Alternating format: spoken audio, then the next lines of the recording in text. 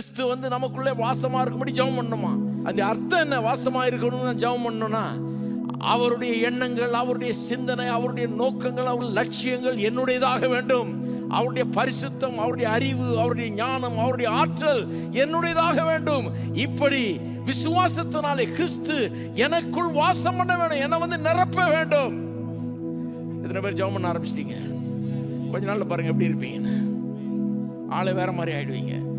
ஏன்னா நிரப்பிடுவாரு. நீங்க நினைச்சிட்டு இருப்பீங்க, ஐயோ எவ்வளவு நிரம்ப முடியும், நம்ம இருதயமே இவ்வளவுதானே இருக்குது. இல்ல கெப்பாசிட்டி ரொம்ப அதிகம். அன்லிமிட்டெட் கெப்பாசிட்டி கொடுத்திருக்கிறார் புது சிருஷ்டிப்புல. இருதயத்தை அப்படி ஆக்கிடுறாரு. அன்லிமிட்டெட் கெப்பாசிட்டியை இருதயத்தில் கொடுத்துடுறாரு.